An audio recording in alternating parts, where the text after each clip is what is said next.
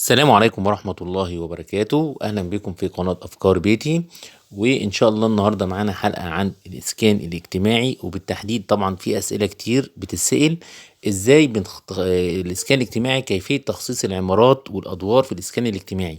الحقيقة دلوقتي إن في كذا مشروع بيتم الاستلام بتاعه وبيتم التخصيص وبيتم إن أنت تروح للبنك، وفي ناس بتبقى يعني حاطة إيديها على قلبها تطلع لها الدور الأخير، تطلع لها الدور الأرضي وهكذا، او الواجهه امامي او خلفي. فكل ده بيتم التخصيص وبيبقوا قلقانين وبيدوروا بقى على حد ان هو يخدمهم او ما يخدمهمش في موضوع التخصيص ده. لكن انا هتكلم في الحلقه دي بكل امانه في موضوع التخصيص.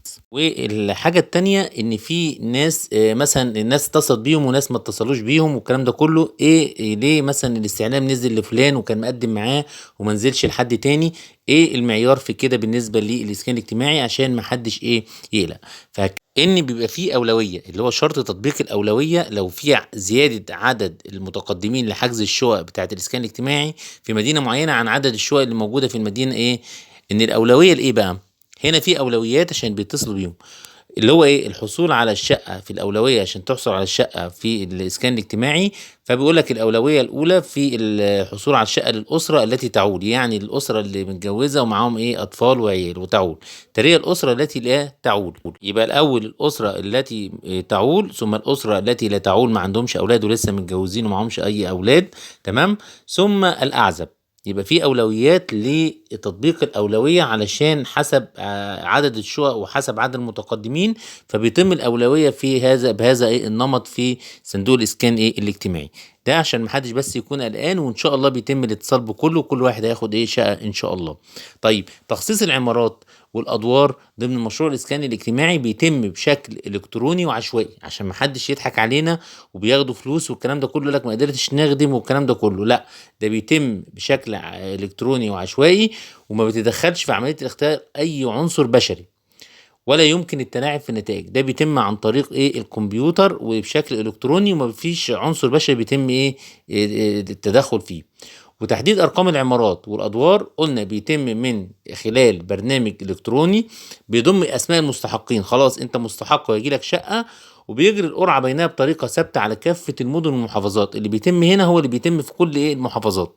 وبعد كده بيتم بقى تسكين الحاجزين في الشقق اللي هي جاهزه بالتسليم، ولا يوجد اي تدخل بشري في الامر، ولا يستطيع احد ان يختار شقه معينه لشخص محدد. يعني لو كان ده هيتم بقى التلاعب بشكل كتير، يبقى كده هتبقى العمليه مش مظبوطه.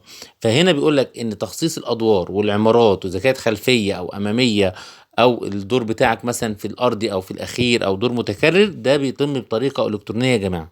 علشان خاطر ان في ناس بتقعد يعني انا هجيلي التخصيص، طب عايزين نشوف حد يخدمنا، الكلام ده كله لا. وطبعا اللي بتلاقيه على الفيس او مواقع الاسكان الاجتماعي ده، انا بيجي لي يا الارضي يا الخامس. طبعا كل اللي بيجي له الارضي يا الخامس هو اللي هيشتكي، فهو اللي هتلاقيه متواجد على الفيس يقول لك احنا جالنا الارضي، احنا جالنا الخامس، احنا جالنا الارضي، احنا جالنا الخامس. لكن الموضوع لا، انا شفت ناس كتير ما لهمش اي وسائط او حاجه في الاعلانات السابقه وجالهم الدور الثالث والدور الرابع وهكذا ودور متكرر. يبقى ده بيتم بشكل الكتروني. طيب، في استثناء وحيد لتخصيص الادوار. الاستثناء الوحيد لتخصيص الادوار في مشروع الاسكان الاجتماعي لو في لا قدر الله وجود اعاقه عند الحاجز بتمنعه بقى ان هو يطلع او صعود الادوار متكرره، وده بيقدم طلب ان هو بيغير الدور وبياخد الدور الارضي. فده الاستثناء الوحيد لذوي الاعاقه. طيب، حضرتك جالك الدور الخامس وحبيت تبدل، اللي هيبدله لك يا بالارضي تنزل يا الارضي يا الخامس، او اللي جاله مثلا الارضي يطلع الخامس. يبقى التبديل بين الدور الارضي والدور الاخير يعني عموما، تمام. فهنا وما بنصحش ان حد لو جاله التخصيص خلاص يستلم وخلاص، لان اما بيرجع البنك الملف للصندوق علشان ان انت مش عايز تستلم التخصيص ده بيطول معاك وخد بقى معاك وقت كبير.